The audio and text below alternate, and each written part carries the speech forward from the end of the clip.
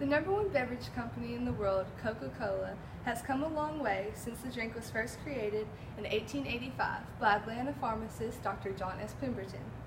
But did you know before it was sold as the soda we know it as today, it was first marketed as a French wine Coca nerve tonic? Pemberton was a Confederate veteran and was injured at the Battle of Columbus in 1865. Just like many of his fellow wounded soldiers, he became addicted to the morphine that was prescribed for his pain. According to an almanacal article I read from 2011, around that time in France, there was a drink called Vin Mariani. It was a mixture of wine and coca leaves. It was very well known to the public, and Pemberton must have come across it because he produced his very own product, Pemberton's French wine coca. He claimed the medicinal tonic helped cure morphine addiction, depression, headaches, and ironically enough, even alcoholism. Of course it seemed to cure all of these things, because part cocaine, part wine, who needed morphine? And unless you don't count wine as alcohol, I don't really understand how people thought it was actually going to help cure alcoholism. That's like saying you can cure a broken arm by breaking it. Nonetheless, the French wine coca tonic became fairly popular. That was until 1886, when the city of Atlanta introduced prohibition, which forbid the sale of wine and any other alcohol. This in turn prevented further sales of Dr. Pemberton's creation. So what did he do? He had to reinvent his own product. Pemberton worked hard on perfecting a new formula without wine. He soon chose to mix his coca leaf extract with sugar syrup. Even though Pemberton tweaked his formula and removed the alcohol from it, one of the ingredients that still remained was the coca leaf. Coca leaf is known for its psychoactive alkaloid cocaine, which I've learned from my pharmacology class is a Schedule II drug. An article from NIDA 2016 May 6, titled Cocaine, says, "Cocaine is a powerfully addictive stimulant drug.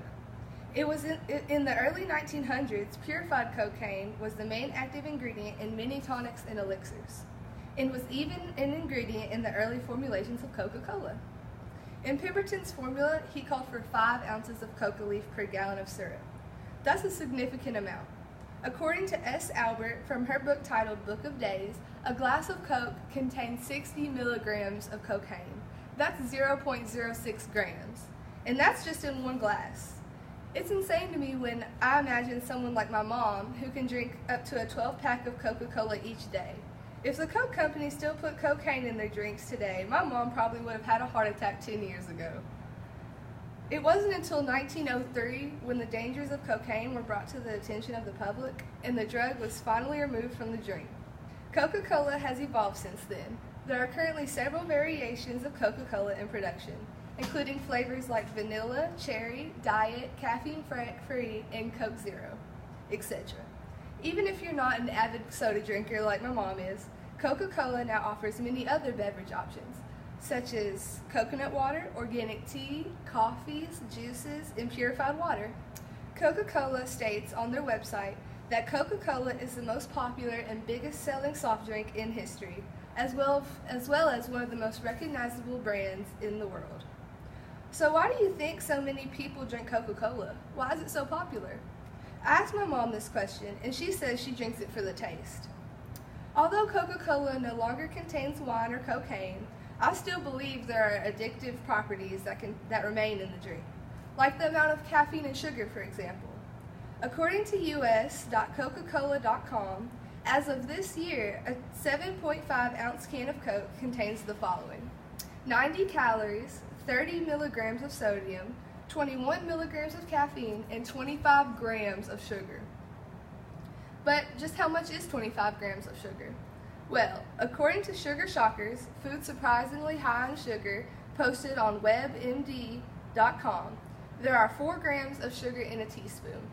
That means there are over 6 teaspoons of sugar in 7.5 ounces of Coke, and 16.5 teaspoons in a 20-ounce bottle. That's a teaspoon less compared to Mountain Dew. The American Heart Association says the maximum amount of added sugars you should eat in a day are, for men, 37.5 grams, which is 9 teaspoons, and for women, 25 grams, which is 6 teaspoons. This means by drinking one 7.5-ounce can of Coke, Women are already at their maximum daily intake of added sugars. I encourage you to do your own comparison. Take your favorite beverage and compare the label to Coca-Cola.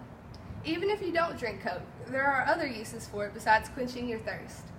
The website www.instructables.com lists 10 unusual uses for Coca-Cola that you might have never thought of.